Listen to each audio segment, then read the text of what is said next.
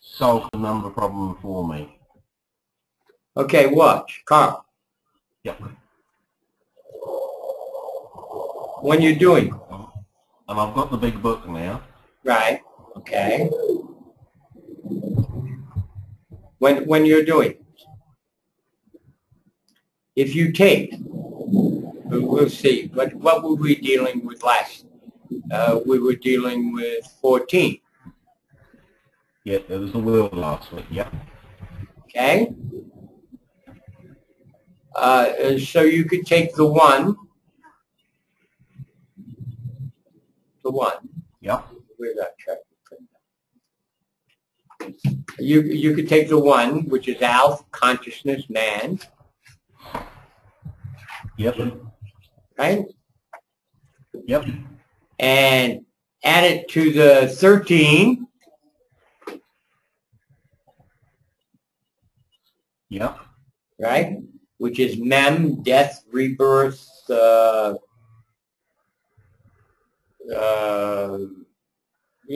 strength, strong feminine, and so that 1 and that 13 would make 14. Yep. So, and if you do it that way, you have consciousness making the woman the strength, the conscious female strength, that's rebirth. Or if you put the 13 first and then the 1 after, see, then you would have the strength of the woman creating consciousness.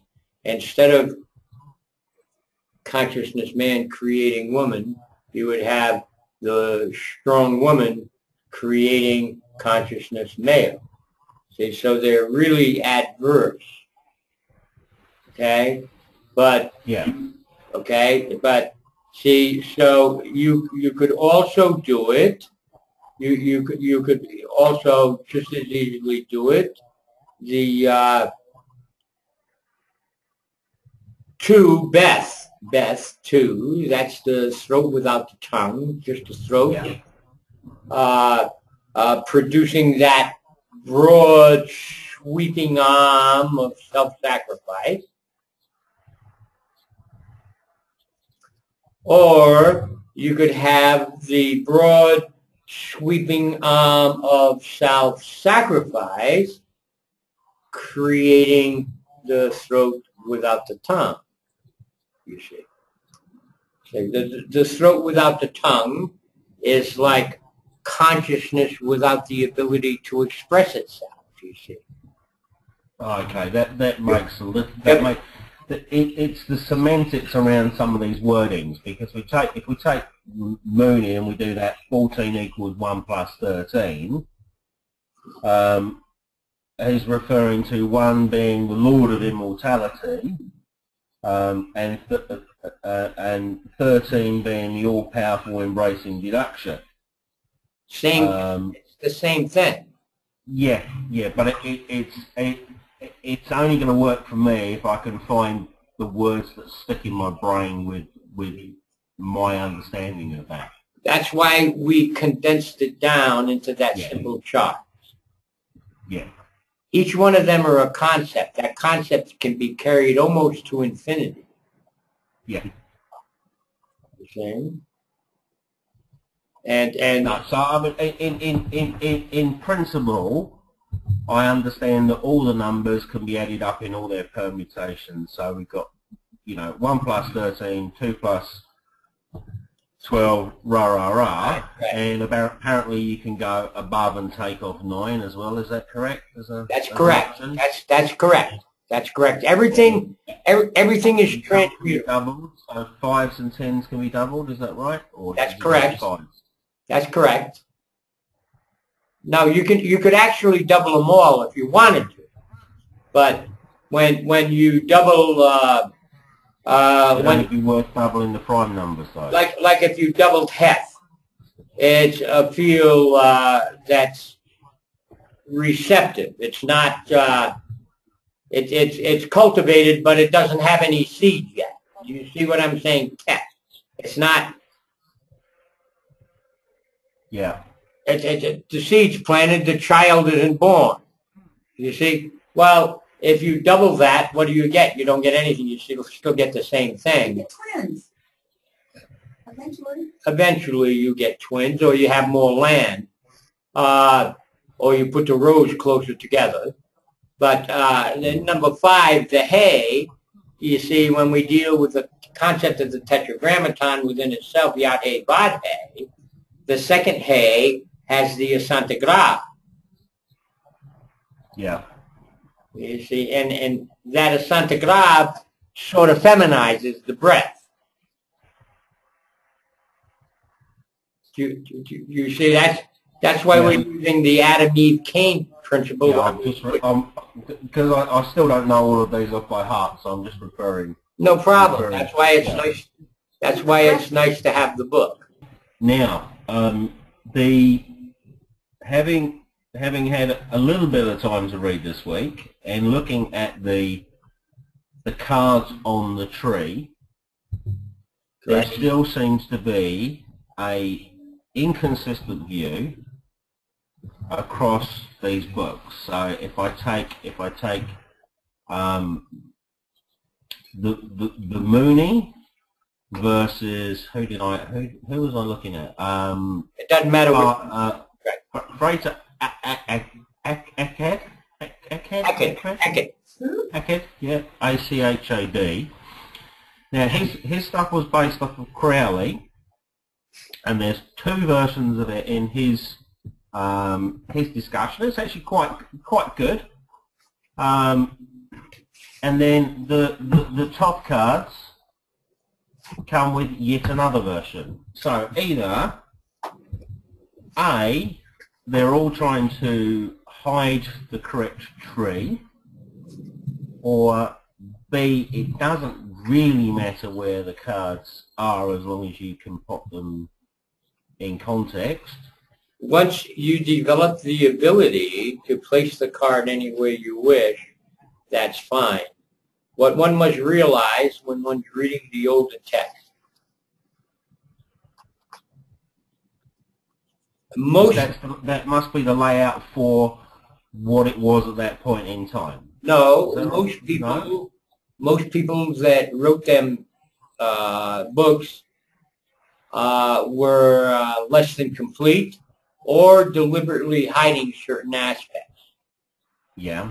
The assignation that you get in that one shot there in the Sadhu book is about the best you're going to get in commercial publication, except that when we deal with it, we place the shin there on top is a 0. Yeah. And then we place it again there next to the last in red, number 21, as a 300. You see what I mean? As a 300. So when you start playing with the numbers, when we talk about Shin traveling through the concept of reality in order to complete itself, it's the process of going from 1 to 20, and that allow the manifestation of Shin, which then becomes Than, the universe. So the 400 is almost never used. If you look closely at your chart,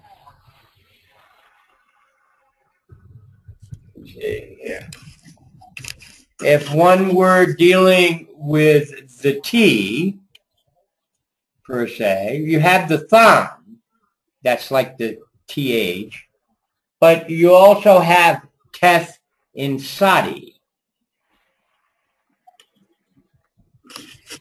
So if one was constructing a concept. Yeah. So 9 is the first character of 90. Correct. Yeah. Okay. See, so as one is constructing a concept, this is one of the beautifulest things about magic and Kabbalah. And one who wishes to insert a T, you see, one is allowed to use the 400th, like the letter Z, T-H-E. One is allowed to use the 400 and then just add the yod. See? The all accepting breast manifesting, you know, the world, the man, the woman. Or one may take a teth, you see, and then a hey, you see, and then put the yod, and we have a rather different concept where we deal with, you know, the roof, claustrophobic, the fear, the angst, producing the breath of manifestation. Or we could actually go to the fecundating sati. Fecundation, the moon, the change, the fecundation, the growth, the beginning of the hay, whether or not you use the Santagrab, whether it's masculine or feminine. See, it gets real fun in here. And then the yod, and you have another concept. So we have three different interpretations of the prepositional pronoun the. So it can be the world, or the world.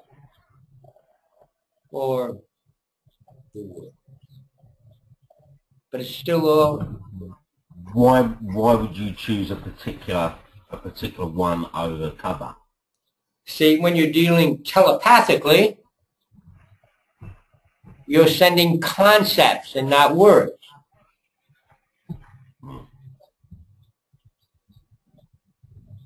So you can't summarize them as a word. Then you've got to really have a. In terms of writing this down, you need a phrase for each of them. Correct. Yeah. And so that's the malleability. So that's why we say in Gematria, while any word, you can see the numerical difference. If you use 405, see, hey. If you use than hey, you have 405. You see? But if you take test. But then they also give that, but 405 would also give us 4 and 5. No. We're talking Gematria now. Okay, right. Yeah. Okay, so if you use a than hey, the numerical value is 405. If you use teth, hey, yod, excuse me, I should have said than yod. It would have been 410. If you use teth, hey, yod, right? You've got 9 and 5 and 10. You've got 24.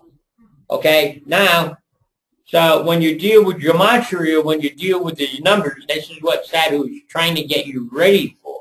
He doesn't even get into it to this context. But, so you've got the than yod, which is a 410. Now, any other word with a 410 is analogous, not synonymous, but analogous to that. You see? If you go the other way, you see, with the 24, then any other word that equals 24 is analogous to that. And yet the first concept is supposed to be synonymous, and they're not, because geometrically they're different. Yeah. I know it gets... Now, there's a few places in here where it gives slightly different versions of the word for the same numerical data. If it's not him, it's I know the ACAD book has several, you know, so it might have Adonis and then something else and something else, all having the same numerical value. Yeah. Right. But do you see, by using the conceptual hieroglyphic numerological value, you change the concept of the presentation. And what do you mean by, do you mean presentation as how it's transmitted, or presentation as how it's meant to be understood? Yeah. Yeah.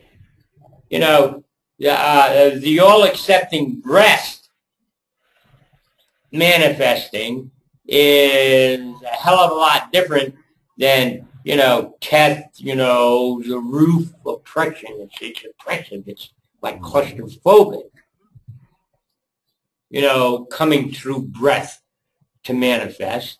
So one is manifesting fear or angst, resistance, and the other one is manifesting, boy, let me have it, no fear, you see? And, you know, and it's so it changes the meaning of the word. So the combination of the numbers then is almost entirely outside the tree. Correct. Because any can be added to any other. Correct. But so by taking those concepts and dealing with them like that, it gives you the ability to move things, to manifest control over your own space. That's why it's magic. Yeah. Manifest control over your own space. So if normally... The understanding of your own space then is how the tree is being put together and how it's spinning in relation to everybody else's. As long as you remember the counter-revolving tree. Yeah, that's what I meant. Yeah. See, it's your relationship to the whole. Yeah. Gets a little touchy, but you know, most people work a couple of lifetimes trying to get this done. You're doing it in months. You're in good shape. Yeah. No, I mean the mathematical stuff's quite straightforward, because you can just I can just run this through a spreadsheet and come up with all the permutations. Right. Correct. And then it's just lifting my words for that concept. Correct. But then otherwise we get into semantics, because my version of manifestation at the moment is different from yours or Aggie's. Absolutely. Absolutely. But you have to really caution yourself, and when you start playing with this, in recognizing the difference between semantics and rhetoric. Yes. There's a hell of a difference. What you mean and what someone understands are two different things. Yes. That's the beauty of telepathy. When it is sent, the receiver knows whether you're using bond, Heth, or Sat in the presentation. It comes across clearly. And yet it's the same in contemporary language, no matter how complex they try to make it. The old system is, the rhetoric is much clearer. The understanding of what the presenter is presenting is much clearer telepathically than it is semantic. Well, yeah, I mean that's half the problem with the Bible. Is, you know, I'm reading a version that's been written several hundred years later in the wrong language. Right. So you're not gonna, you know. I mean, I've seen the debate that you're referring to around whether the first character was was a boy or a girl and whether it was an A or a B. You know? Right. And Alphabet, correct. but I had no. I mean, there is a lexicon of the Bible on the internet where it has it in Hebrew, and you can click on each character, my character, and see the English translation. But that'd get really boring. At all. And I haven't got that much time, to be fair. No, you're doing very, very well. I mean, you have to put self and family first. Otherwise, it doesn't work. No. I mean, it just doesn't. So the question, so you've answered my question then, is you get to a point where you shift those cards around the tree to achieve a particular outcome. Correct.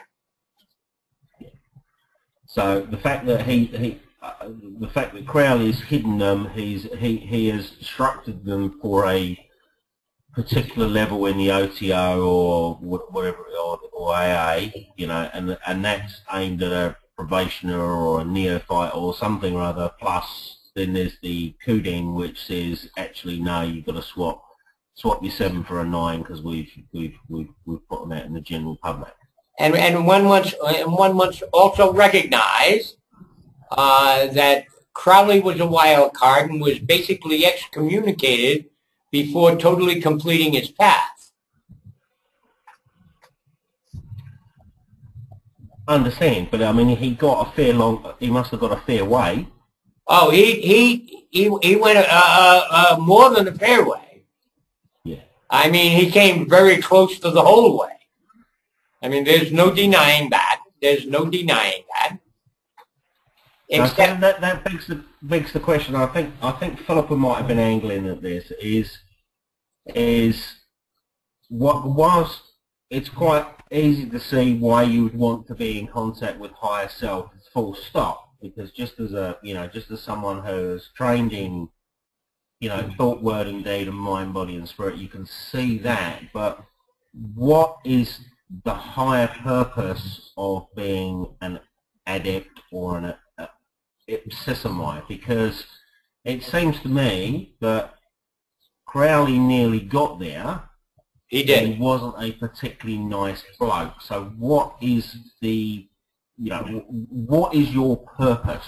The difference is between individual greed, yeah, or the greed of wanting everyone to share. The difference is between the whole and self. Crowley wanted power. Yeah. We want the power of the whole, not for self, for the whole. That's the difference. Yeah. And I suppose I'm wondering how are you selective then? Because according to the material, pretty much anyone could become adept even randomly without having any Correct. form of training. Absolutely. And correct. just because you're an adept, that doesn't make you a nice person or get rid of your personal foibles. Correct. So what is the role? What would you do once you became powerful? Once you became an adept. Yes. At that point, and my job is to take you to that point without interfering with your free will. Once you get to that point, one is offered options. Do I do this for myself or for the whole? Yeah. If one chooses to do it for themselves. To do what for themselves though? What are my options? What's there at the checkout by the till when we get there? Basically, either anything you want or a comfortable relationship with the whole. Do you want to run the movie at their expense, or are you willing to share the move? That's the choice. If one chooses to run it by themselves, I no longer deal with them. In fact, if I ascertain or intuit that someone is pursuing it for only that reason of little self, I no longer deal with them. I just cut them off. Are you allowed to cut someone off then? Aren't you interfering with their? I'm allowed to do whatever the fuck I want. Oh, I'm just wondering if there's a guy.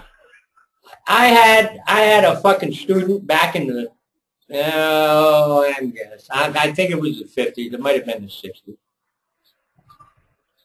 And we have the coaches park in the area where it was legal to park.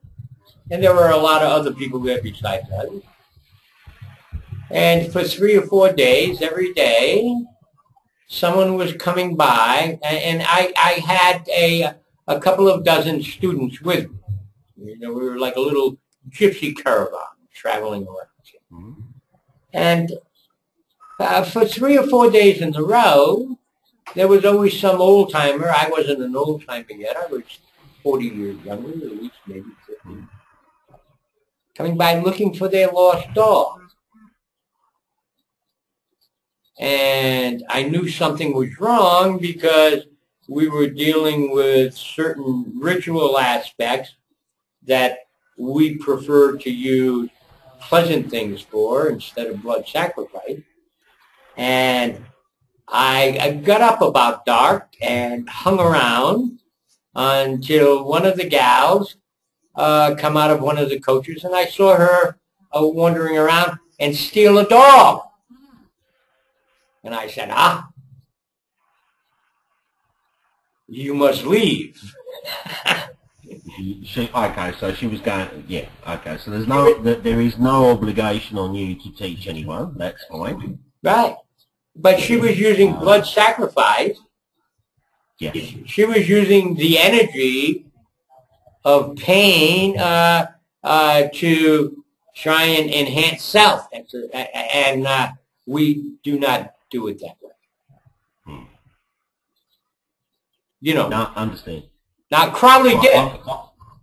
Crowley did. I could imagine that. Cool. So what's on the agenda? What's homework for this week then?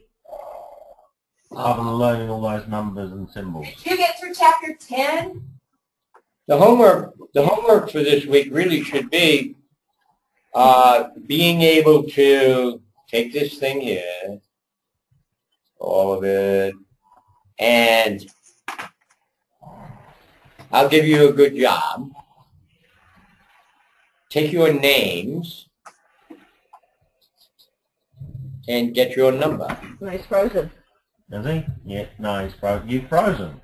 I'm frozen. Names. So we don't get our homework. Take your names and get your number.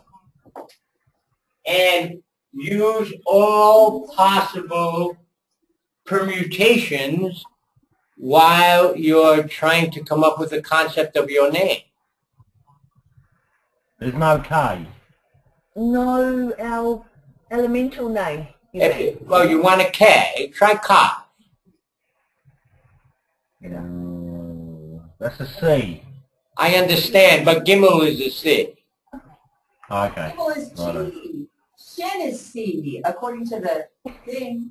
No? Listen to Aggie. Use all possible permutations. Is he going now? Have we upset him? No, he's just faking it. You guys. Shin is a traveler. Feel energy whenever he can. Mm-hmm. Shin is a traveler. Okay, then I'll put it in the... when I do the spreadsheet, I'll put it in the chart. Carl. Yep. I'm listening. In Hebrew, Kaf is... you're perfectly allowed to use it as a K. Okay. I always use K as a K.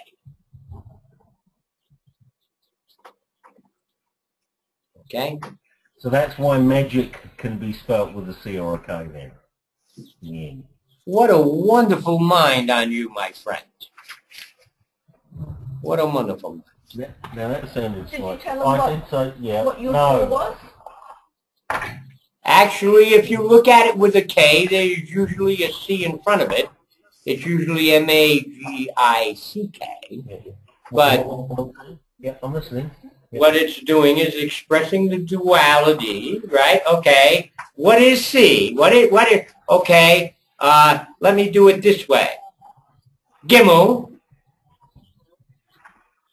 You know, or Kaf. Here, watch. Give me this thing. See, so you take Kaf, right? Kaf. Right? Look it up. Yeah, it says human palm gripping strong. Yep, got it? Yep. Right? So, and you take Gimel, right?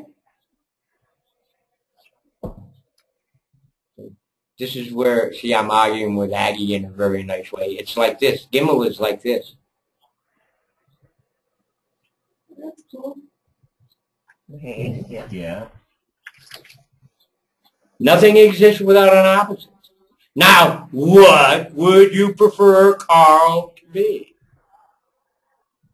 An open palm. Like that. Yeah. But that's not an option. In other words, in order to do it and in order to manifest it, you must look at it in all possible permutations. And when we originally talked about giving you humans free will, we were hoping that you would take the permutation that you enjoyed best, not jump from one to the other.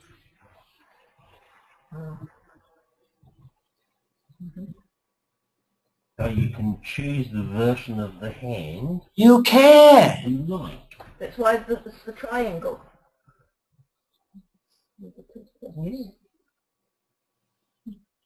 Right there.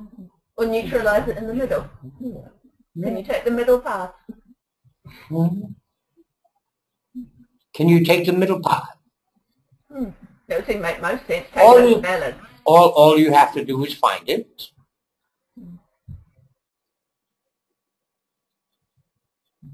$1 million. I mean, what is the balance point between grasping and pushing? One does not wish to be a vegetable.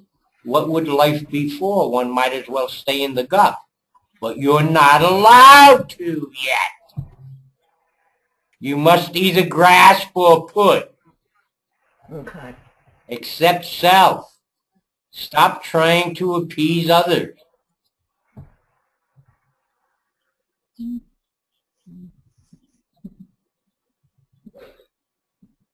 For me, growing up, trying to appease others was the only way. You see, it's an ingrained habit. Is it? Whereas Carl's never felt the requirement to appease others. He would never be bothered. That's one of the biggest problems in my life. Trying to convince people not to appease others, accept self. It's one of the hardest parts of the program. Yeah.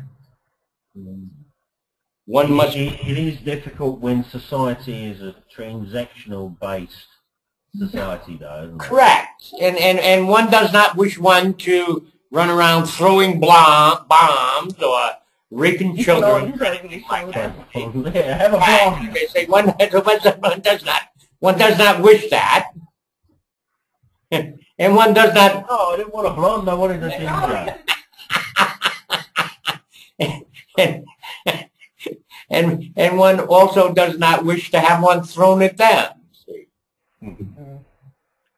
So what we deal with, we're really at the very preliminary aspects here, is what we're doing is trying to identify self.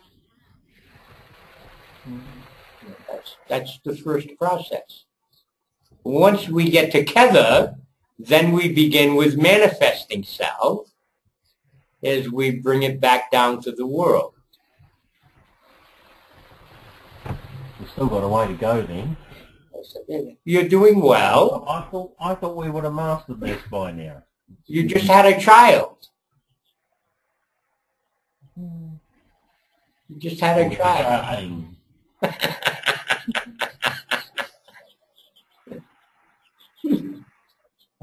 Well, that's how you pronounce that. Cain.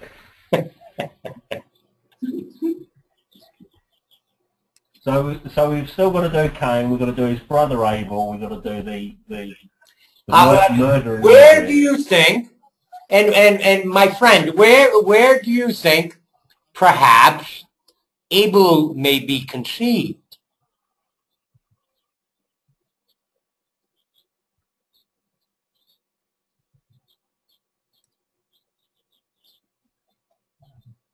Is he a twin?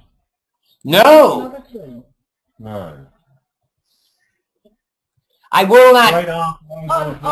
I will not give you the answer to his conception, intelligence-wise, but I will assure you that his birth also takes place in Tippereth.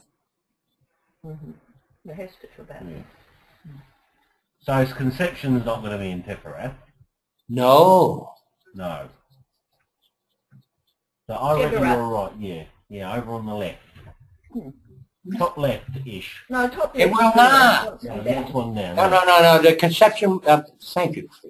The conception will be at the top. In Kevin. Birth in Tippereth. Oh, Birth in Tippereth and death in Malkuth. I'm cheating now, but I'm giving you a little bit of a hint. You see, so it's going to come back down the other way like that. It's going to get so interesting. See what's happening is suddenly this feminine consciousness is going to start manifesting. And Philip is looking. She's going. But don't they eventually create their own trees? Correct. But they all. Excuse me, honey. I was just going to ask, how come we're taking the reverse process of the tarot book? Yeah, or this seems to work through it in quite a logical order, and we're going randomly around the tree. No, we're not going randomly, we're going from the bottom up. Without being offensive, I was one of the people who wrote that book. Yeah. And the book is pushing 6 decades in age. Consciousness at the end of the Second World War was in a different place than it is now. That's why reading many of the old treatises are not necessarily conducive to growth. You know, trying to achieve consciousness during the Crusades is a different consciousness than it would have been during the American Revolution or what it may be now. You see, you have to deal with the geometrical concept and the different possible permutation of them. Okay. In the 1500s, I certainly would have been put to death if I drove in an automobile. In the 1700s, if I had a flashlight, I may be in trouble. Do you understand what I'm saying? Yeah. time and space is the opposition that you learn to control only after you can control all the others. Time and space, or your flat base for reality. That's your flat base for reality. Before I can teach you the control of that, you must control the rest of your space, of your reality. Okay, it's time for me to have a cigarette.